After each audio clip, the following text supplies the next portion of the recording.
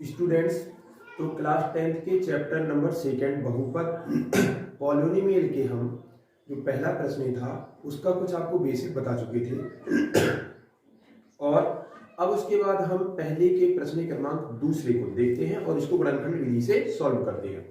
तो प्रश्न है, निम्न बहुपदों के शून्य ज्ञात कीजिए। बहुपदों के हमें शून्य ज्ञात करना है और शून्य ज्ञात करने के बाद बहुपद के गुणांकों के साथ उन शून्यकों का संबंध बताना है। तो चलिए, पहले वीडियो में मैं इसका डिस्क्रिप्शन पहले भी दे चुका हूं कि इसको कैसे करते हैं, तो अब थोड़ा स्पीड में करते रहेंगे। ये 4s² बिल्कुल सेम का सेम हमें यहाँ पे वैल्यूज को रख देंगे। ये माइनस है तो यहाँ पे माइनस ही रहेगा, ये माइनस है तो माइनस ही रहेगा। अब यहाँ पे ये प्लस है तो मैंने बताया था अगर यहाँ पे साइन प्लस रहेगा तो यहाँ का साइन और इसको जो ब्रेक करके जो सेकंड नंबर मिलेगा उन दोनों का साइन हम सेम रखेंगे, तो यहाँ पे माइनस और माइनस ही होगा। अब हमें क्या करना, क्या 4s² का मल्टीप्लाई गुणा 1 में करना है, तो वो हो जाएगा 4s², वो भी प्लस का। अब हमें 4s को, ये जो मध्य पद है ये वाला 4s को इस तरीके से ब्रेक करना है, इस 4s को इस तरीके से ब्रेक करना है कि इसको अगर हम माइनस माइनस है तो प्यारे बच्चों प्लस तो होगा ही, प्लस करें तो माइनस का 4s आ जाए और अगर इसका मल्टीप्लाई करें तो ये प्लस का 4s²। तो आप समझ गए होंगे कि इसको हम 2s और 2s में ब्रेक कर देंगे। ओके, और यहाँ पे एक +1 सेम लिखना है। हमने क्या किया है पहले समझ लीजिए अच्छे से। पहला वाला पद सेम टू सेम एग्जिटेज लिख देना है, ये वाला साइन भी एग्जिटेज लिख देना है। अब यहाँ पे इसको ब्रेक करके 2 नंबर बनेंगे, एक ये वाला नंबर बना है और एक वाला नंबर बना है, मतलब एक पद और एक दूसरा पद बना है। तो इसके लिए हमें ये वाला साइन कैसे पता चलता है कि यहाँ पे कौन सा साइन लगाएंगे, इसको देखते हुए जो मैंने पिछला सवाल पहले वीडियो में करवाया है उसमें यहाँ पे माइनस है तो यहाँ का साइन और यहाँ का साइन अलग अलग है। अब अगर यहाँ पे प्लस है जैसे कि इस सवाल में दिख रहा है तो यहाँ पे इन दोनों ये जो चिन्ह है वो एक जैसे रहेंगे और +1 हमने फिर से एक जैसा एग्जिटेज नीचे लिख दिया है। अब हमें ब्रैकेट लगाना है, तो 4s² माइनस 2s। यहाँ पे एक बहुत ध्यान देने वाली बात है जहां पे स्टूडेंट्स गलत कर देते हैं। जैसे ही बेटा ये ब्रैकेट के बाहर माइनस लेंगे तो ब्रैकेट के अंदर देखिए जो 2s माइनस का था तो वो प्लस का हो गया और ये प्लस है तो ये क्या हो जाएगा, माइनस हो जाएगा। यानी साइन अपोजिट हो जाते हैं क्योंकि मल्टीप्लाई में आपने माइनस कॉमन ले लिया है। अब यहाँ से क्या कॉमन आ जाएगा, 2s कॉमन लेते आई होप आपसे आता होगा, ये 2 बचेगा क्योंकि 2 2 ज़ा 4, 4 से मैंने 2 निकाल लिया, मैंने बताया था गुणा में निकालते हैं। और एक s निकाला, यहाँ पे s² था तो एक s बचा रहेगा और यहाँ से 2s पूरा जब बाहर आ जाएगा तो 1 बचेगा क्योंकि 2s का अगर हम दोबारा से 1 में मल्टीप्लाई करेंगे तो हमें वही का वही मिल जाएगा। यहाँ पे कुछ कॉमन नहीं आ रहा है तो 1 कॉमन लिखेंगे और 2s माइनस 1। अब सुनिए, ये दोनों पद अगर एक जैसे बन गए हैं, एक जैसे बन गए तो आपका सवाल सही हो रहा है, और अगर ये एक जैसे नहीं बने हैं तो मान लीजिए कि आपने कहीं ना कहीं कोई मिस्टेक कर दी है। तो यहाँ से हम क्या कर देंगे, 2s को फिर से 2s माइनस 1। देखो बेटा ये एक पद है और ये एक पद है, फर्स्ट टर्म सेकेंड टर्म दोनों टर्म में 2s माइनस 1 पुनः कॉमन आ रहा है तो इसको अगेन हम लेंगे। अब बचा क्या है, 2s माइनस 1, कौन सा, ये वाला 2s और ये वाला -1, तो इसको हम एक ब्रैकेट में लिख देंगे।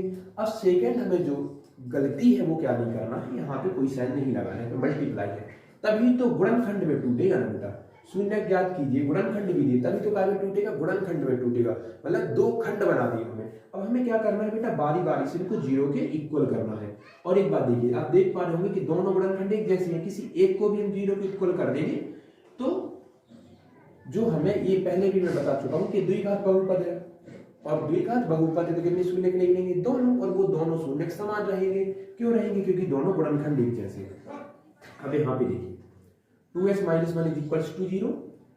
फर्स्ट ऑफ ऑल हम क्या करेंगे, 1 को उस साइड भेज देंगे तो वो हो जाएगा +1।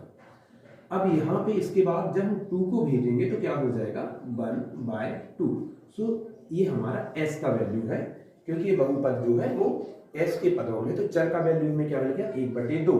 और मतलब ये इसका शून्य, क्या शून्य आप सब लोग समझते हैं, चर का ऐसा मान जिसे रखने पर बहुपद शून्य हो जाता है। अगर आपको शून्य समझ में नहीं आते हैं, ये मेथड बहुत फास्ट लग रही है, तो मेरे पिछले वाले वीडियो पर जाइए, वहां पे आपको सरल भाषा में इसको सिखाया गया है।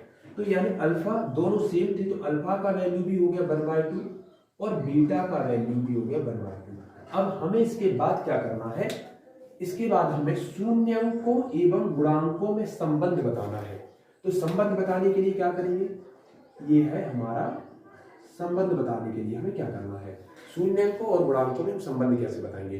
तो सबसे पहले ये जो आपके सामने पॉलिनोमियल है, बहुपद है, इसके शून्यक हमें मिल चुके हैं। Alpha is equal to 1/2, beta is equal to 1/2।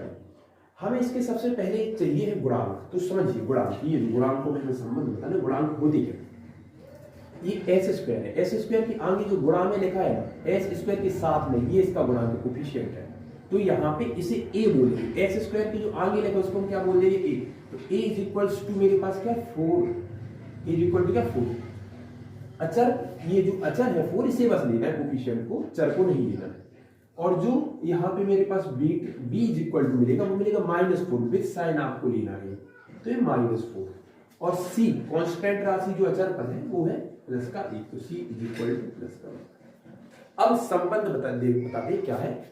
संबंध जो है कि अगर हम दोनों शून्यकों का योग कर रहे हैं, दोनों शून्यकों को जोड़ दें, यानी अल्फा प्लस बीटा कर दें, तो वो किस चीज के इक्वल होना चाहिए, -b/a के इक्वल्स होना चाहिए। अब हम इसको वेरीफाई करके देखते हैं, हम जांच करते हैं क्या ऐसा है। अगर ऐसा है तो हमारे शून्यक सही है, अदरवाइज हमने कहीं पे गलत कर दिया है। तो अल्फा की वैल्यू क्या अपने पास 1/2 प्लस बीटा का वैल्यू भी अपने पास क्या 1/2 माइनस बी, ये देखो ये रन हो गया, यहाँ पे इसको नहीं लिखना है, ये मेरे से गलत हो गया था। तो माइनस ये वाला, और बी का वैल्यू में भी एक माइनस है तो ब्रैकेट लगा के लिख देंगे, और ये है 4, ए का वैल्यू 4।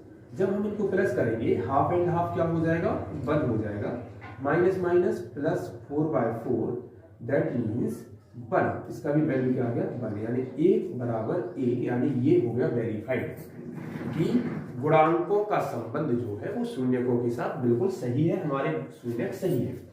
तो एक संबंध और है गुणनफल का, शून्यकों का गुणनफल, यानी alpha into beta is equals to होता है c/a। इसमें वैल्यू पुट अप कर दी, अल्फा 1/2 इंटू बीटा भी 1/2, c का वैल्यू 1, ए का value 4, so 1 into 1/4 is equal to 1/4। हमारे दोनों संबंध सत्यापित हुए, जो गुणांकों का संबंध शून्यक के साथ है वो दोनों सत्यापित हुए, तो ये हमने सत्यापित भी कर दिया, ये हो गया हमारा वेरीफाइड। तो इसको हमने कैसे किया हुआ है, सबसे पहले गुणनखंड विधि से हमने दो इसके जो शून्यक निकाले, और बहुपद है, द्विघात बहुपद है तो 2 शून्यक निकलेंगे, अगर त्रिघात बहुपद होता तो 3 शून्यक निकलते। तो ये 2 शून्यक का जो कक्षा 10वीं है, कक्षा 10वीं के सिलेबस में केवल द्विघात बहुपद के शून्यकों का ही संबंध पूछा जाएगा। आपको एक उदाहरण में अल्फा बीटा गैमा भी दिया हुआ है, बट अभी वो आपके सिलेबस में नहीं है, वो आउट ऑफ सिलेबस है आपके, बस वो थोड़ा सा नॉलेज के लिए आपको बुक में दिया हुआ है। फिर हमने क्या किया, इसके गुणांक निकाले। गुणांक यानी एस स्क्वायर के आगे का वैल्यू, यानी चर का वर्ग जो है उसके आगे का वैल्यू, चर अकेला एस अकेला उसके आगे का वैल्यू, और अचर पर, फिर उनका संबंध बता दिया शून्यकों के साथ। तो इस प्रकार से आपको इस बार करना है। अब हम देखते हैं इसका सवाल नंबर 30। चलिए स्टूडेंट्स, अब हम देखते हैं इस प्रश्न का प्रश्न क्रमांक 3, मतलब क्वेश्चन नंबर जो 3 है। इसमें सबसे पहले ये देखो, ये हमारे पास जो बहुपद है ये सही ऑर्डर में नहीं लिखा हुआ है। इसका राइट ऑर्डर क्या होगा, पहले अपन को स्क्वायर वाला टर्म यानी पद चाहिए, फिर जो जिसमें ए एक्स है यानी चर है वो, और लास्ट में हम लिख देंगे अचर। अब इस हिसाब से हमारा सॉल्व हो जाएगा। अब मैंने जो आपको बताया था रबर का आपको क्या करना है माइंड में, ये पहले वाले पद का इस लास्ट वाले पद में, अंतिम पद में गुणा कर देना है। तो 6 3 जा 18, 6 3 18, तो -18x स्क्वायर। हमारा रफ वर्क जो आपको कॉपी में नहीं लिखना है, याद रखे रहना है। फिर क्या करेंगे, मैंने बताया इस वाली पद को एडजेटिव लिखते हैं। ओके, ये जो माइनस का साइन ये हम एडजेटिव लिखते हैं। अब देखो कितना आसान हो जाएगा, हमें केवल क्या करना है, यहाँ का साइन देखना है। हमने देखा कि यहाँ पर माइनस है, अब अगर प्लस होता तो इसको ब्रेक करने के बाद जो दो पद मिलेंगे उनके साइन एक जैसे रहते, क्योंकि दो एक समान चिन्हों का बड़ा प्लस होता है। लेकिन यहाँ पे जो रहेगा हमें क्या कर देना, माइनस, यहाँ पे माइनस है, यहाँ पे माइनस है, तो यानी ये दो चिन्ह अलग अलग आने वाले, तो ये लिख देंगे हम प्लस। अब हमें 7x को ऐसे दो भागों में तोड़ना है कि गुणा करने पर 18 आ जाए और अभी प्लस माइनस है तो नॉर्मली बात है कि माइनस होंगे, घटाए जाएंगे, सब्ट्रैक्शन होगा उनका, तो सब्ट्रैक्शन करने के बाद हमें 7 मिल जाए। तो इसके लिए हम क्या करेंगे, 9x और 2x में इसको ब्रेक कर देंगे। अब हमें 9x को ही माइनस के पास क्यों लिखा, क्योंकि हमें जो रिजल्ट चाहिए वो माइनस में चाहिए, तो बड़ा वाला नंबर जो है वो हमें माइनस के पास लिखना पड़ेगा, और ये -3। उसके बाद अब हमें यहाँ पे ब्रैकेट लगाना इन दोनों में, तो इसमें ब्रैकेट लगाना बहुत आसान होता है। इन दोनों में सीधे डायरेक्ट ऐसे ब्रैकेट लगा दीजिए, क्योंकि ब्रैकेट के बाहर प्लस आ रहा है, और जब ब्रैकेट के बाहर प्लस आएगा तो अंदर के साइन चेंज नहीं होंगे, और अगर माइनस होता तो अंदर के साइन चेंज होते, जैसे कि आपने क्वेश्चन नंबर 2 में देखा था, क्वेश्चन नंबर 3 है। यहाँ से कॉमन क्या आएगा, इस 6 है और 9 है, x² है, x है तो सीधा बात है x तो कॉमन आ जाएगा, और साथ में हमारा 3 कॉमन आ जाएगा, क्योंकि 3 से 6 भी डिविजिबल है और 9 भी डिविजिबल है, तो 3 2 जा 6 x माइनस ये 3 हो जाएगा।